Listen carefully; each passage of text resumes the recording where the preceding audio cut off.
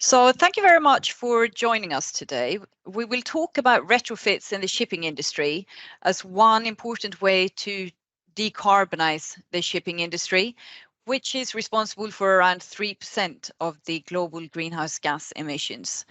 My name is Anna Stablum and I work in Singapore for ClimeCo. It's an environmental solutions provider.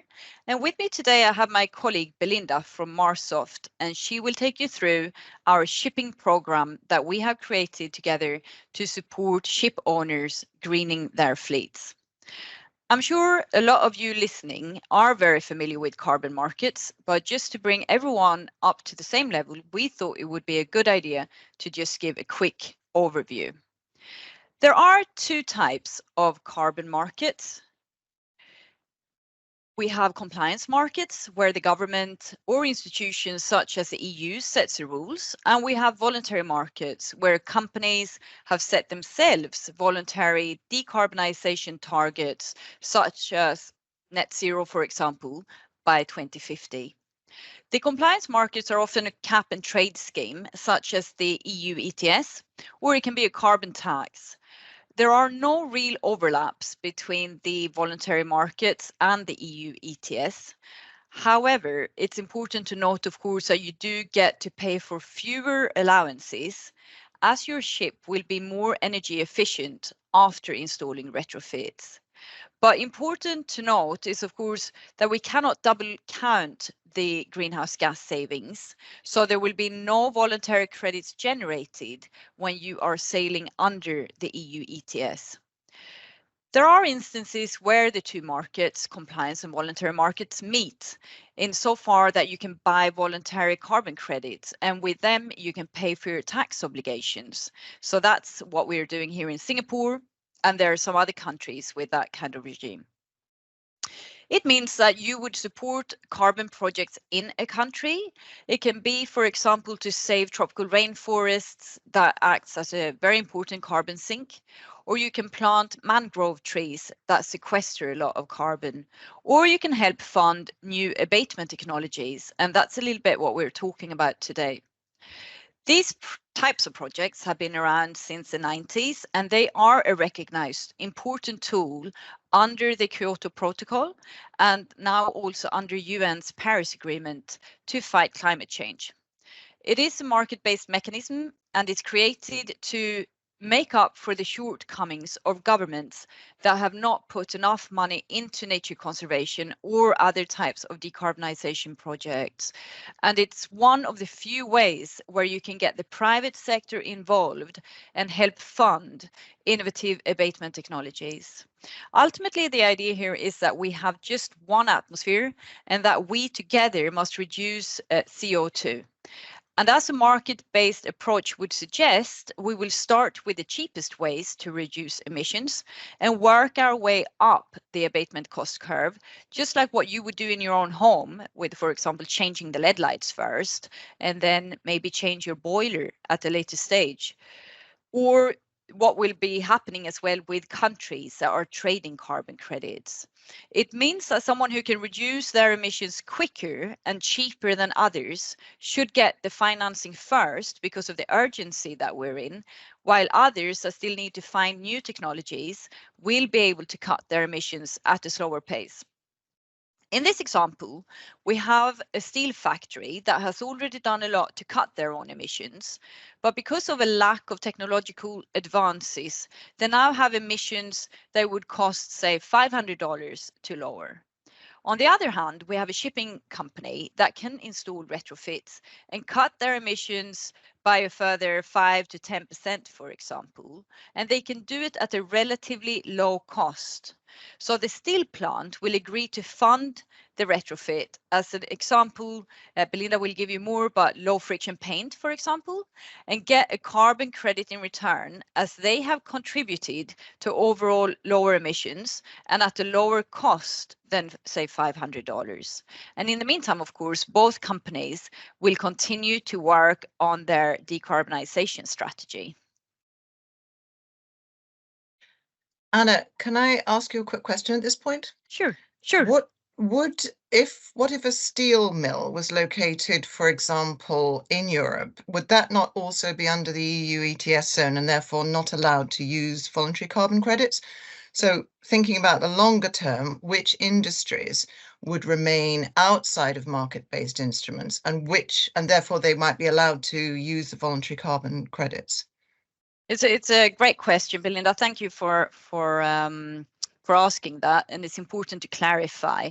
So I think we at ClimeCo, we believe that there will always be room for voluntary carbon credits. So even if we see more and more companies and industries, like you mentioned, with both shipping and steel, come under various types of compliance schemes, they work quite differently to the voluntary market. So for example, if you have a carbon tax, you are paying a fine, of course, for every ton that you emit. And hopefully the government at least hopes that that kind of levy will mean that you will cut your emissions as much as possible. And if we have a cap and trade scheme, the government or the EU in this case for the shipping industry, which is very relevant, they will basically give out fewer and fewer emission allowances and have fewer under circulation. But as we all know, there will still be some emissions that will not be able to be cut. We call these residual emissions. And under the Paris Agreement, as we mentioned earlier, we have countries and companies setting net zero targets. And net zero, as I'm sure you know, means that any carbon emissions created are balanced by taking the same amount out of the atmosphere. And this we can actually only do via carbon projects, such as mangrove restoration projects, or a very costly technology would be direct air capture.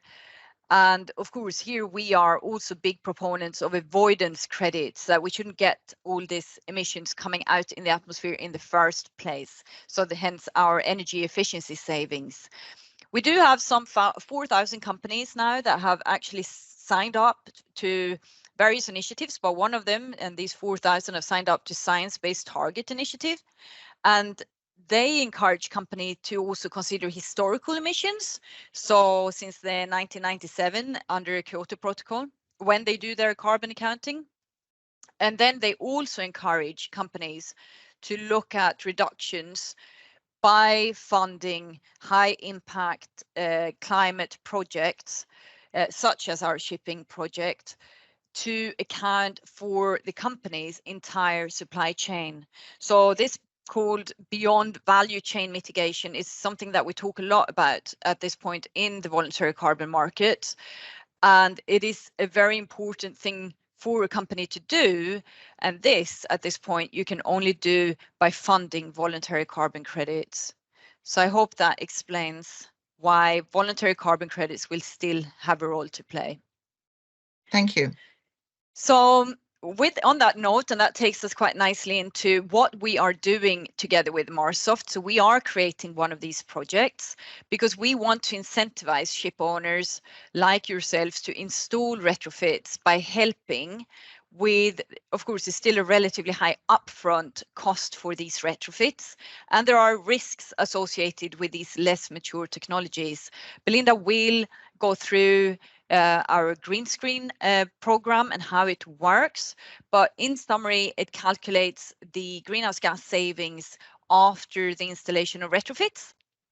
These savings are verified by a registry called Gold Standard. They were set up by the Worldwide Fund for Nature and other NGOs to scale climate action. And Gold Standard acts a little bit like a central bank, and they can issue carbon credits.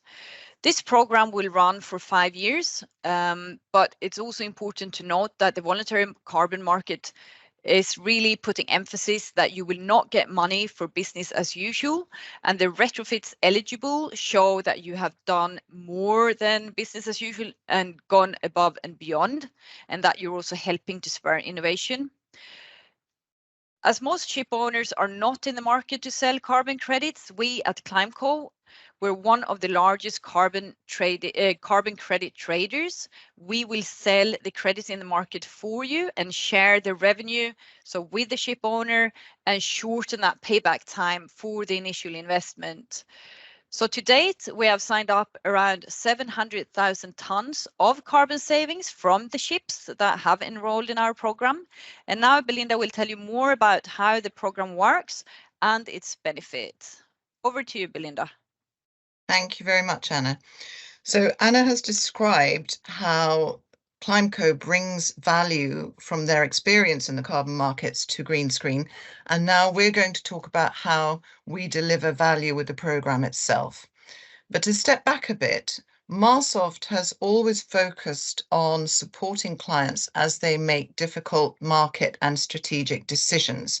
And it became clear to us a few years ago that the decarbonisation challenge was really hitting owners very hard and that they were under pressure from all sides of the industry to do something and do something fast. So given the uncertainty around the future fuels, given the limited options that are available to most owners, many are looking at retrofitting as a way to prolong vessel life and improve vessel performance. In the past, we see that owners have not really taken up retrofitting very aggressively because of the uncertainty around the retrofit performance, and indeed because of the cost of the investment itself. So we at Marsoft, as owners contemplate, we want to support owners as they contemplate that decision. So we started to work with MIT, with whom we have close links, to develop the GreenScreen model, which is able to accurately assess the savings from a retrofit or a combination of retrofits.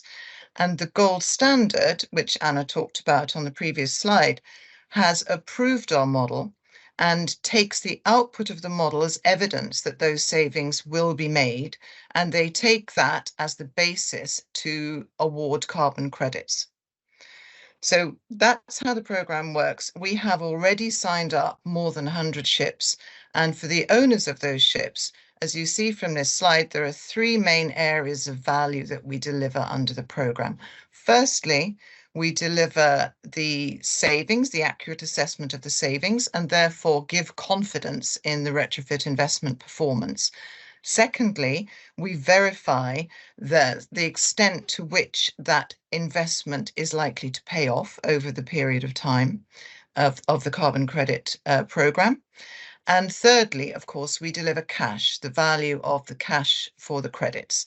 ClimeCo will sell your credits for you. They actually pool the credits from various owners because the value of the credits, it maximizes the value of the credits, so they can sell them at scale to the buyers that they know. And in fact, they perceive that there is high demand for these kind of ocean-related credits, which are high integrity credits. They're very transparent, and these will be, we believe, of high value in the carbon markets. The program, we are entirely performance driven. We only get paid once the credits are issued, so there's no cost at all upfront. So if we go and have a look at a little bit at how you become eligible for this program, Anna talked a little bit already about additionality or going above and beyond. This is a list of the main categories of retrofits which are eligible under the program. I won't go through it all in detail. Suffice it to say that many of our owners have installed ducts, they have applied premium coatings, some have optimized their propellers or replaced their propellers, and we're now starting on a wind assist project. And I should note that for those two at the end, the wind assist and air lubrication, the more innovative retrofits, you may even get a further 5 years of carbon credits because the gold standard will review to what extent there is market penetration for the various retrofits. They review that periodically. So the list will change over time, and there are new retrofits all the time that will become eligible. But now let's have a look at a specific case. Belinda, do you mind if I jump in there? No, not at all. What about the carbon capture storage and also the dual fuel engines? Because that's a lot of people are talking about these two different types of retrofits, I guess. Would they ever be eligible under this program, do you think? No, thank you. That is a good question because many clients ask us this.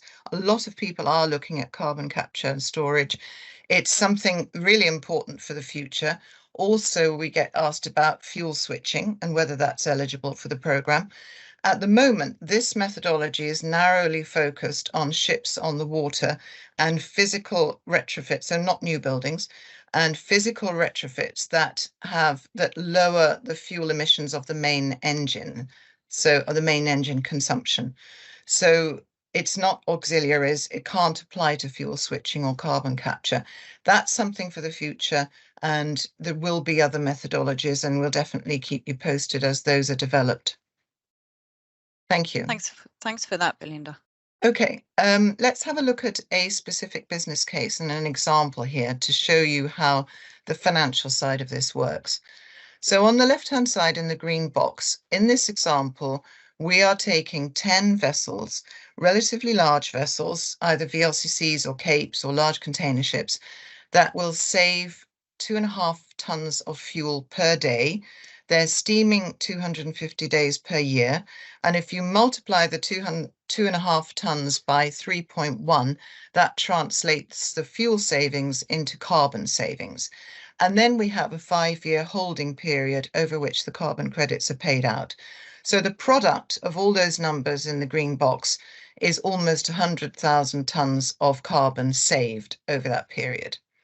And if you turn to the right-hand side, we show how the fees and commissions flow through, and then to how we calculate the upside for the owner. So of those 97,000 credits, Marsoft and ClimeCo will take 1,500 credits per ship as a one-time fee. And that's once the carbon credit revenues start to come through. The remainder, which is 82,000 in this example, stays and is kept for the owner. We use in this example a carbon price of $10. And once you've taken account of commissions and issuance costs, that works out at around $7 net per credit. So multiply 82,000 by 7, and you see that the owner will get net revenues of almost $600,000 over the 5-year period. And that's with no cash up front. There are a lot of assumptions there, of course, and it depends on every case. But we're very pleased to report that ClimeCo has pre-sold the first tranche of carbon credits at $15 in our first issuance, which is coming up soon. So if you were to use the $15 in that example, you would see that net revenue figure increase by about 50%. In any case, just to summarize, we do offer a guaranteed floor price for those that may have a little bit of caution about the voluntary carbon markets, because that's unfamiliar. The program itself, we've tried to make it as flexible as possible. We can add or remove ships at any time at no cost.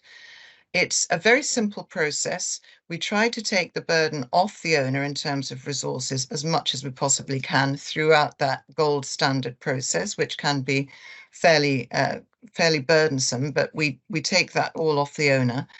And the bottom line is that it is a very, very strong financial case. This will align with your decarbonisation and your strategic priorities, and it will help to offset the retrofit investment and produce an additional revenue stream for further investments. So that is the program in a nutshell. We have gone through the main points, but obviously you will have questions, and here are some contact details. If you'd like to get in touch, we'd be delighted to hear from you. And thank you very much, Anna. Thank you very much for listening, and we look forward to hearing from you. Thank you.